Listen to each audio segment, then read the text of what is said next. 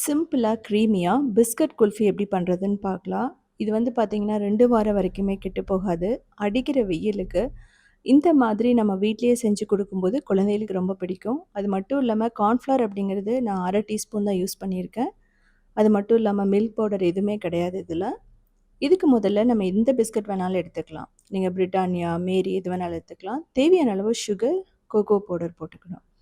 Sugar வந்து brown sugar கூட நீங்க ஆட் பண்ணலாம். கார்ன்ஃப்ளவர் ஒரு 1/2 டேபிள் ஸ்பூன் போட்டு நல்லா அரைச்சு எடுத்துக்கலாம்.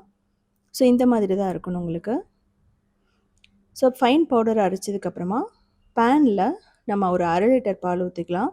பால் பிடிக்கலனா பாலும் பாதி தண்ணி பாதி அப்படி யூஸ் பண்ணலாம். இல்லை அப்படின்னா தேங்காய் பால் யூஸ் பண்ணலாம். ஆல்மண்ட் மில்க் அதுவுமே நல்லாயிருக்கும். ஓட்ஸ் மில்க் வந்து ரொம்ப சூப்பராக இருக்கும். அது வெயிட் லாஸ்ன்னு போகும்போது.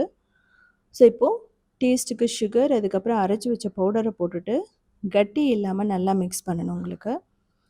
ஸோ நான் பிகினர்ஸ்க்காக ஒரு டிப்ஸ் சொல்கிறேன். இன்கேஸ் இதில் கட்டி வந்துருச்சுனாலும் நீங்கள் மிக்சியில் போட்டு அரைச்சிக்கலாம், பிரச்சனை இல்லை. இதை பயன்படுத்தி நீங்கள் ஐஸ்கிரீம்லேருந்து ஆரம்பித்து நிறைய ரெசிபீஸ் பண்ணலாம். நீங்கள் புட்டிங் கூட இதில் பண்ணலாம், ரொம்ப நல்லாயிருக்கும். ஓரளவுக்கு திக்காக வந்ததுக்கப்புறமா நம்ம ஆஃப் பண்ணிடணும். இதில் வந்து வனிலா எசன்ஸ் எல்லாம் தேவையில்லை. கொக்கோ பவுடரே வந்து பார்த்திங்கன்னா ஒரு நல்ல ஃப்ளேவரை கொடுக்கும். ஸோ இது கொஞ்சம் ஆறுனதுக்கப்புறமா நம்ம மிக்சியில் போட்டுட்டு நல்ல ஒரு ஸ்மூத்தான ஒரு பியூரி மாதிரி அரைச்சி எடுத்துக்க போகிறோம்.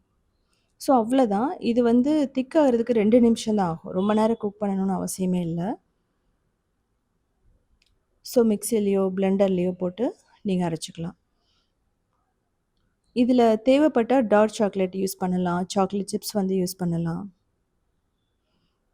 ஸோ இதை நீங்கள் அப்படியே சாப்பிட்டாலுமே ஐஸ் க்யூப்ஸ் போட்டு சாப்பிட்டாலுமே அவ்வளோ சூப்பராக இருக்கும். ஸோ இந்த மாதிரி ஸ்மூத்தாக வரணும். அப்போ தான் வந்து குல்ஃபி ஸ்மூத்தாக இருக்கும் உங்களுக்கு. ஸோ நம்ம மோல்டில் ஊற்றிட்டு நம்ம ஃப்ரீசரில் வைக்க போகிறோம். ஃப்ரீசர் அப்படிங்கும்போது உங்களுக்கு ஒரு 18 to 20 ஹவர்ஸ் வந்து ரொம்ப பர்ஃபெக்டாக இருக்கும். நீங்கள் மதியம் செஞ்சிங்கன்னா அடுத்த நாள் மத்தியானம் எடுத்து பார்த்தீங்க அப்படின்னா நல்லா செட் ஆகிருக்கும். இல்லைன்னா நைட்டு ரெடி பண்ணி வச்சுட்டிங்க அப்படின்னா அடுத்த நாள் மத்தியானத்துக்கு ரொம்ப சூப்பராக இருக்கும்.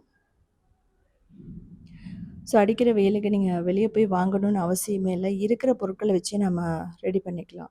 கொக்கோ பவுடர் இல்லைன்னா கூட நீங்கள் சாக்லேட் குக்கீஸ் வாங்கி பண்ணலாம். சாக்லேட் பிஸ்கட்டில் பண்ணலாம், ஒன்றும் பிரச்சனை இல்லை. இது வந்து குல்ஃபி மோல்டு இல்லைன்னா நீங்கள் சின்ன டம்ளர் யூஸ் பண்ணலாம். ஸோ நம்ம ஒரு 18 ஹவர்ஸ்க்கு அப்புறம் நான் பார்க்குற எடுத்து ஸோ இதை வந்து டைரெக்டாக அப்படியே எடுத்திங்கன்னா வராது. கொஞ்சம் தண்ணியில் டிப் பண்ணுங்கள். ஒரு 50 செகண்ட்ஸ் தண்ணியில் வந்து ரன்னிங் வாட்டரில் பிடிச்சிங்கன்னா ஈஸியாக டிமோல்ட் ஆகிடும். இதுக்கு மேலே சாக்லேட் சிரப்பை வந்து ஸ்ப்ரிங்கிள் பண்ணி சாப்பிட்லாம். இல்லைனா சாக்லேட்டில் வந்து டிப் பண்ணியும் சாப்பிட்லாம். எதுவுமே தேவையில்லைன்னா நீங்கள் டைரெக்டாகவும் அப்படியே சாப்பிட்லாம். ரொம்பவே நல்லாயிருக்கும். இதே மாதிரி சிம்பிளான யூனிக்கான ரெசிபீஸ் வேணும்னா நீங்கள் உத்தமி கிச்சனை ஃபாலோ பண்ணலாம். க்ரியேட்டிவ் வேர்ல்டுன்னு இன்னொரு சேனலுமே இருக்குது. அதுலேயுமே 2000 ரெசிபீஸ் இருக்குது. எல்லாமே சிம்பிளான வெஜிடேரியன் ரெசிபீஸ் தான். அது மட்டும் இல்லாமல் சவுத் இண்டியன் ஃபுட்ஸ் .inங்கிற வெப்சைட்டை 19 இயர்ஸாக ரன் பண்ணிகிட்ருக்கோம். அதுலேயுமே 8000 recipes step by step photos இருக்குது. அதுவுமே வந்து பார்த்திங்கன்னா ஃபுல்லாக வெஜிடேரியன் ரெசிபீஸ் தான் இருக்கும்.